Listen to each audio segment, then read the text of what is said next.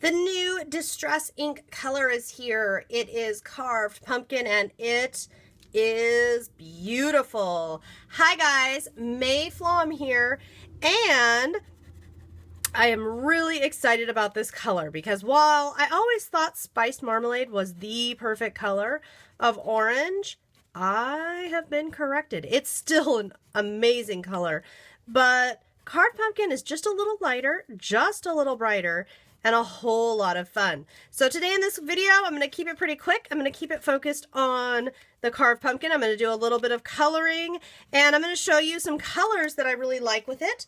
I'm going to show you those by coloring in this blueprint image. So it's available now in all of the forms.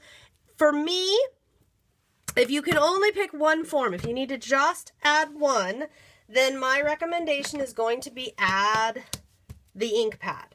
If you can add two, I would add the spray stain.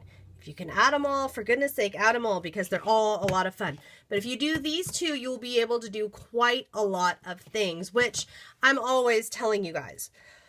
All right, so what's the best way to paint with Distress? Well, we've got options, and I love options. You can use the Distress paint. As you see here, it's got the dabber top. You just press, do not press unless you're already squeezing down. So we can use the Distress paint. And I really am a fan of Distress paint. It's a lot of fun to blend. It's also a lot of fun to use on its own. And it is notable, it is the only form of Distress that once dry is no longer reactive. And what I mean by that is with these inks and pen work and all of that, if I go and do anything over the top, they're still going to react.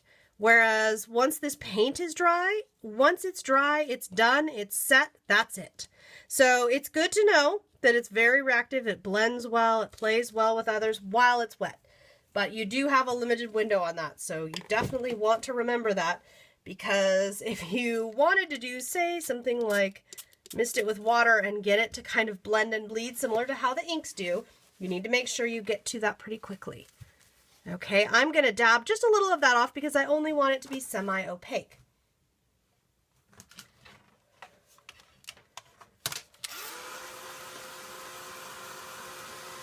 All right, now the next step, I'm just hitting this with a dry tool just a little bit so that it's not soaking wet.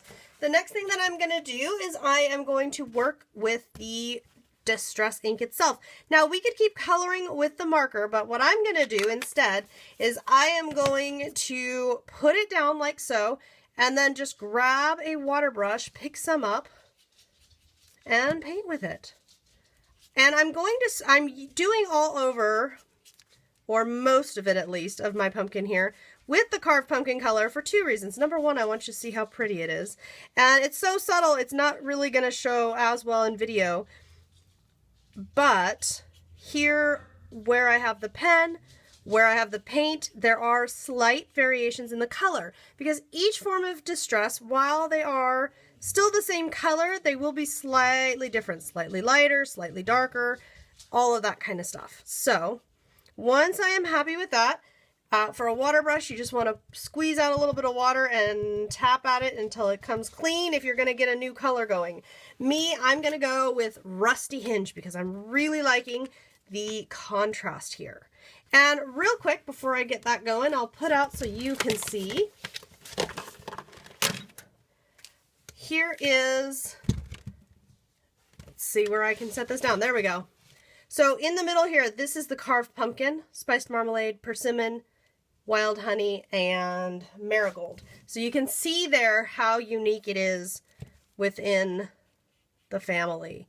Now I am really, really liking Rusty Hinge with this one. It's adding just a little bit of kind of a brownish, orangish hue, but it's nice to darken this up a little bit.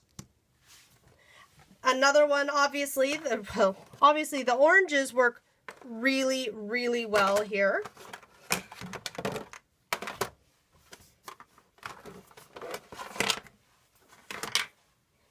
Here is my tin. And I'm going to pull out Persimmon. I could pull out Spiced Marmalade. As you can see, it's a little darker. But what I am finding, they work nicely together, but I'm finding that I prefer to pick persimmon for blending purposes. I like that the persimmon is different enough and more of a reddish hue.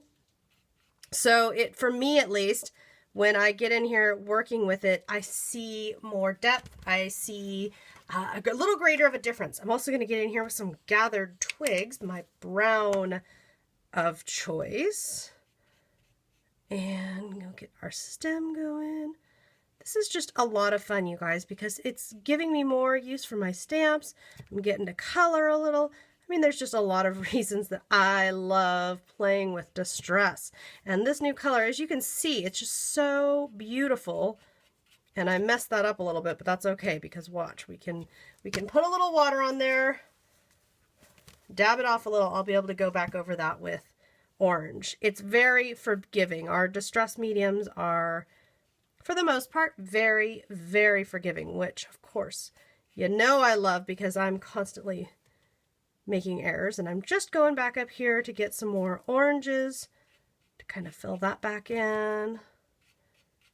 All right, I like that. And now just some green.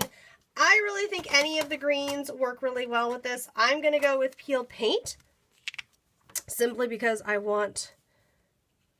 want a bright green. I want more of a green that at least I envision seeing at the pumpkin patch.